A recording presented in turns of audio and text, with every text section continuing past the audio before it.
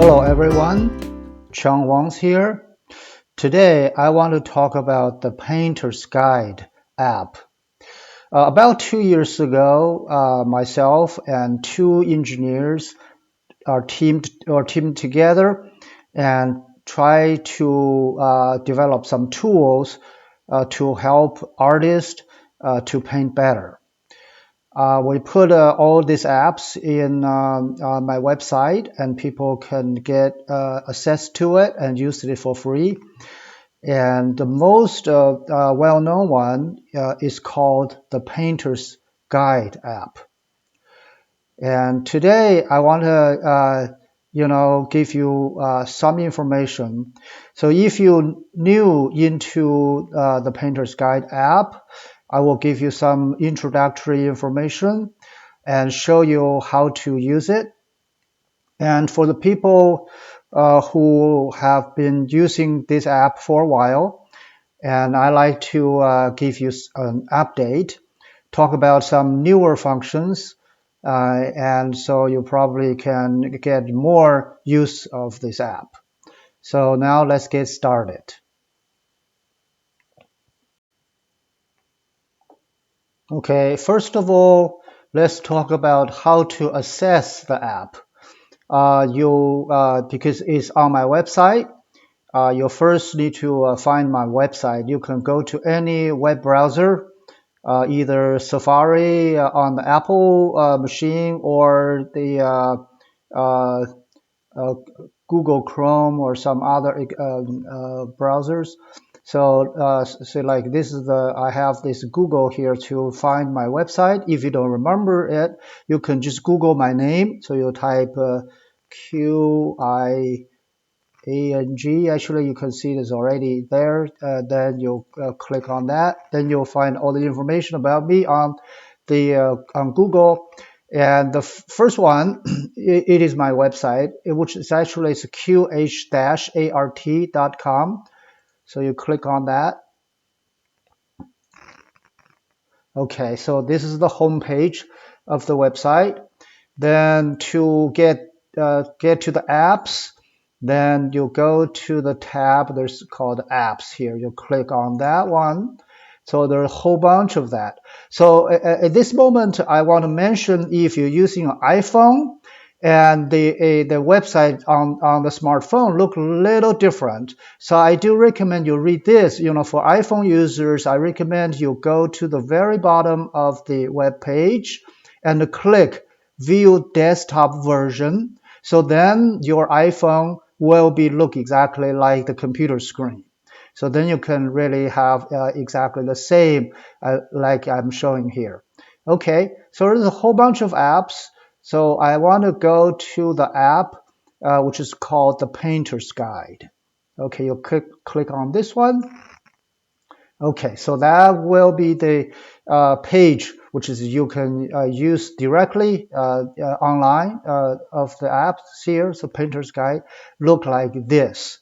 Okay, before we go into the app, I want to talk a little bit about this page. So on this part, there's some introductory information, show you how to use it. And so if you say, okay, some people say, I like to download it, how to do that? Should I go to Apple Store or go to Google Store or somewhere? But actually, there's two options. One, you can use the app directly on the website. If you really want to download it to your devices, you might go to the buttons here. So there's two download buttons.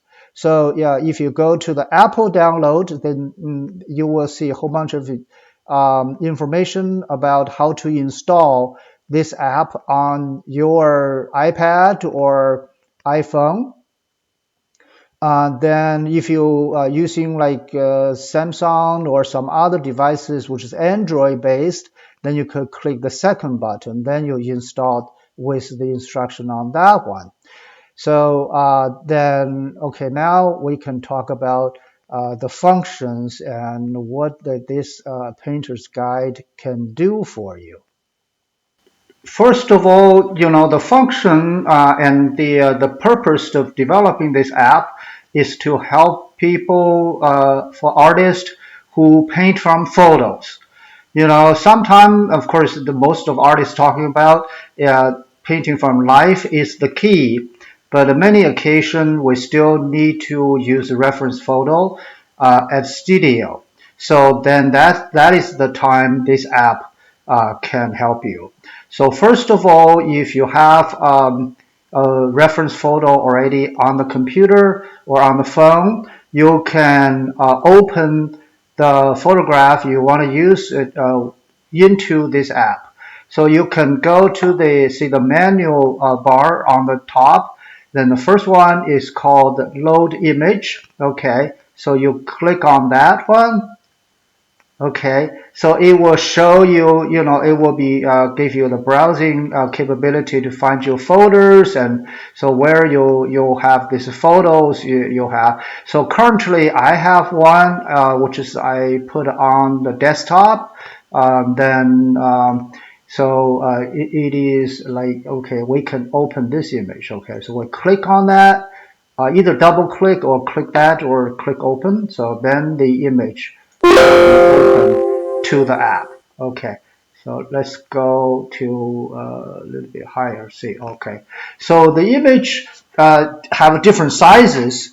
So sometimes the image size is too big, so they can push there's a color wheel and some data information on the right hand side, which is not really complete. So you can actually access to the functions to change the size of the image. So there's two buttons here. So one is enlarging the display or shrinking the display. So let's click this one to make that a little smaller. So now you can see the color wheels and the value bars and start to show here. So now we have the complete information or the data panel on this side. So you also can do some functions. For instance, if you after the display window defined, you can zoom in and zoom out. Okay, so there's a zoom in, zoom out button, so you can go to to show the more detail. You can really grab that to move around to see different part of images. Okay, then if you say I want to zoom out, you can do that too. And also, if you can, sometimes I zoom out significantly, to make that look like a thumbnail.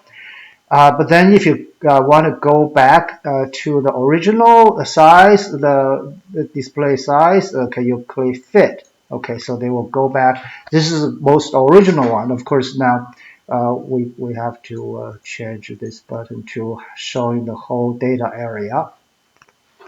And also, sometimes if you find your image upside down, you may use the rotation buttons here to changing the orientation of the of the display. Okay, so this app has two parts. One part is this image, and another part is the data panel here to show you majorly about color. So because the color we consider is the most important, is the trickiest part of the painting, because we see color relatively. Color look different if among other colors, which is the situation in most cases. I'm picking up this image because I have lots of subtle colors and grays and or some whatever. Sometimes I cannot really name of the color on this one. So the first function of the painter's guide is the color picking function. We can use that to really show colors more accurately. So for instance, okay, I move my cursor on the image here, so I can pick up any point, for instance, okay, the sunlight area here. So I click on that. Then you'll see on the other side, you'll have some colors showing that at that point, so like here, okay, so that's where I pick up the color, okay. So, and this panel here showing actually the color information. So, and also the corresponding to that, there's the 3 numbers on this color swatches corresponding to the hue of the color. This is the first number. And the chroma, or the intensity of the color, is the second number. And the value of the color is the third numbers here. And also it's showing on the color wheel and also the value bar here. So the hue is actually the from 0 to 360 degrees, corresponding different colors like red, orange, yellow, green, and the turquoise, and so on. And so this point here, this little circle, indicate this specific color on the color wheel. So means they're kind of, a little bit orangey looking, because this is like a 28 or 20 something. I cannot really see that very clearly from my computer screen. Anyway, so it's like around that. It's like a red orange color. Okay, so then the chroma, or the intensity, is relatively low. Center of the color wheel is black and white and gray. There's almost no chroma, well, actually absolutely no chroma in the center. So this one has some chroma, but it's very, very low. Okay, so that's it's like 24%. So 0 is the center and 100% is on the circumference. So this color is a very dull color. Okay, and the value is showing on the value bar here. So showing 81, which is sometime I would put that value bar from 0 to 10 grayscales. So this will be like number 8. So 81 is 81%. So so my definition for the value is 0 is black and 10 is white. Okay. Okay, so some new functions on this Painter's Guide app is there's a rainbow bars here. What is that? So that's actually the color temperature of the of this specific color. So quantitatively, this color temperature is labeled from negative 100 to positive 100. And the 0 is right in the middle, which is right here, means is black and white and neutral. Okay, so if you go warmer colors here, so the number gradually going up from 0 to 100, and if you're going to the cooler direction, is from 0 to negative 100. So this number 22, is specific for this color. So it means the color temperature is 22 for this specific color, and so that will show means it's a warm color, but it's not too warm. Okay, so it's kind of a little warmer than neutral, but it's way cooler than the orange and pure orange and yellow here. Okay, so that will give you the color temperature, which is a very useful function. You also can see another thing is like next to this color swatch showing the specific color in this location, there's another swatch, which is gray patch here, which is the same value of this color, because lots of artists, especially beginner artists, they said, well, I have a hard time to really see the value. So I don't know exactly what the value look like of this color. I can see this is a little reddish color, but is that bright or is this dark? I don't know. So then this one would indicate the corresponding value to this specific color. Okay, so you can do this for any point of this on the photograph, you just pick up anywhere, then you can see the colors, information, and also you can see the different presentation of the color. So you really can getting all the colors you want. And using this swatch area, because it is really against the white background. It's kind of independent from the environment, but on the photograph, it's sometimes really difficult to tell. Okay, so now, some people can do that. You have a palette knife and you have your color palette. You'll mix some color.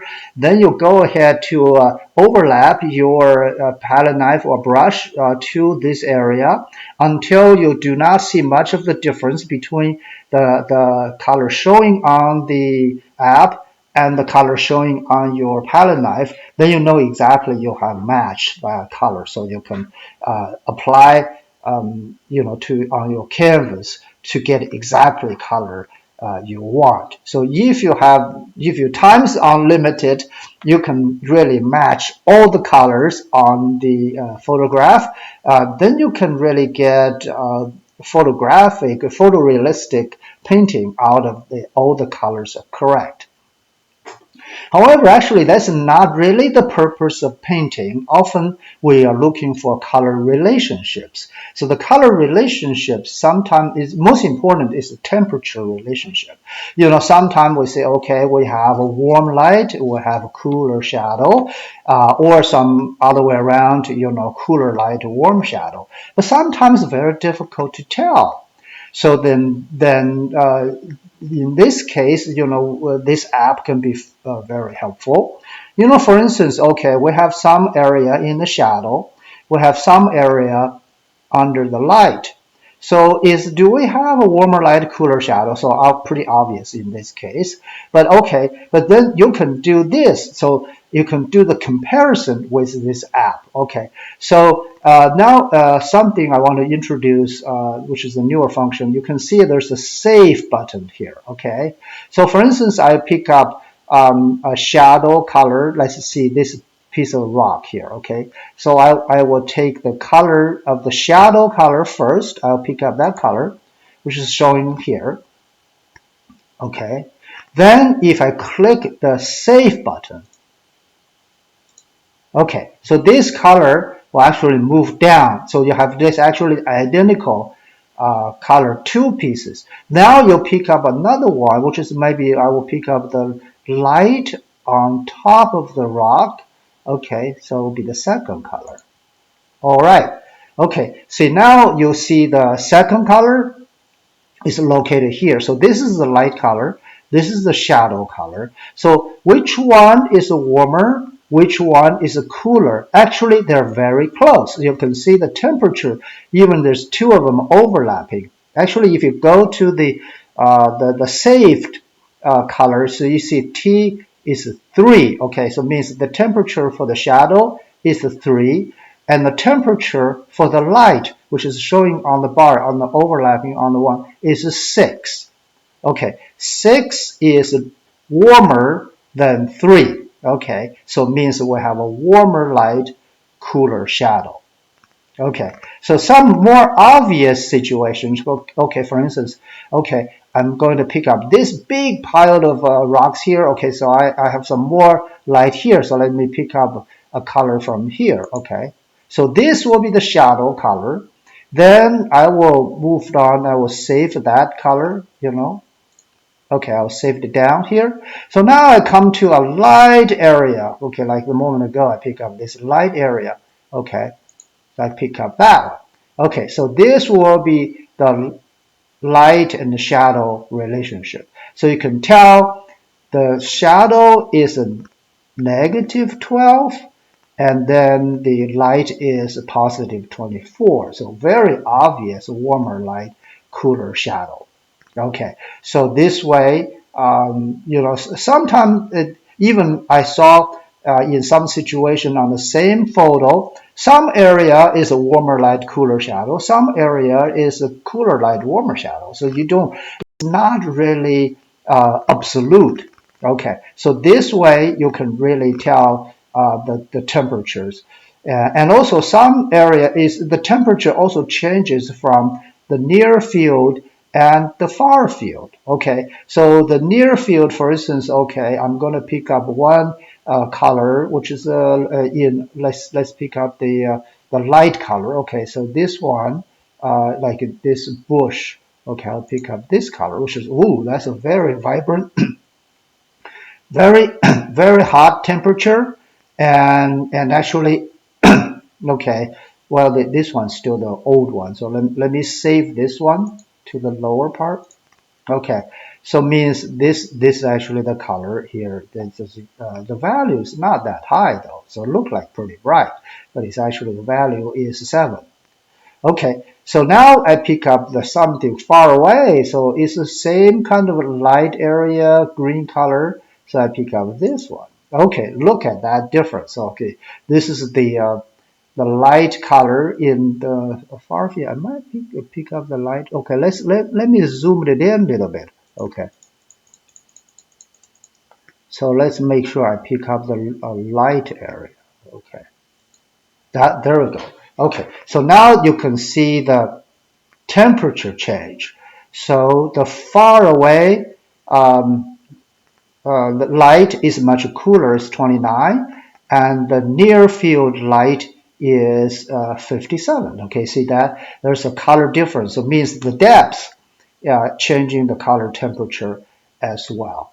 So that's the some new information about color. So I hope you can be creative to use all these functions, really getting use of this app.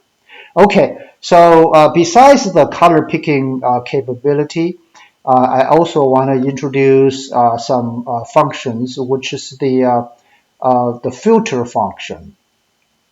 Very often, if you take a workshop or paint, probably lots of teachers and talk about squinting. Okay, because there's so much detail going on there. Okay, let's go back to fit this thing into go back to here. Okay, so let's move that in a little more. Okay, so you have the whole picture here. So then there's a lots of detail, for instance, the bush here, there's lots of branches, lots of details here. But, we don't want to everything so clear, so much detail. So we need to squint, to really blur this area, only see the general relationships. Okay, so instead of close your eyes and doing that, so you may use run a filter on top of the photo. So there's two filters on here, so you click on that. Okay, the very first one is called Oilify. See, Oilify means make the painting kind of blurred, but it more look like oil painting. So it's not really general blurred, just get everything fuzzy. You still have the edges pretty sharp, but the details gone. Let's click on that, see what happens. Yeah, okay, so now you can see all this part getting blurred. If you, see, especially like here. So let's zoom it in. Okay, so to zoom in, you can use the button. And also, if I'm, say like I'm using a PC, if the mouse has this wheel, you can, the middle wheel, if you turn that one, then you see all of this can be getting bigger. So you can see this area, see they're really blurred. Okay, so that way, and also you see general shapes instead of nitty-gritty details. Okay, so if you say, okay, if I want to blur a little bit more, you can just go to try to click the Oilify the second time. Okay, so they go back. Actually, they're getting more blur. So if you say, okay, I finished the blurry squinting, now I want to see the details. You go to the filter, then you clear it out, the filter. You clear the filter and everything back to normal. Okay. So of course there's other function. See, like another filter is black and white. So if you see I want to see value only, so you'll go to the grayscale. So you click on that one. See, everything became black and white. Okay. So then clear the filter. Okay. Well, so that's a general introduction how to use the this Painter's Guide um, app. It's very straightforward. I know all of these functions. Actually, you can, if you savvy about Photoshop, you can use that. You know, it's all the functions there. But one thing is cost money, and the second thing is there's not straightforward as this one. So I hope this app can help you. Well, I hope today's introduction and update is useful. And I hope this Painter's Guide app can help you to paint better. So if you find today's information have some value to you, I appreciate it. You'll give me a thumb up and subscribe my channel. Like all the commercial people talking about. Actually, I'm pretty lousy about the business part.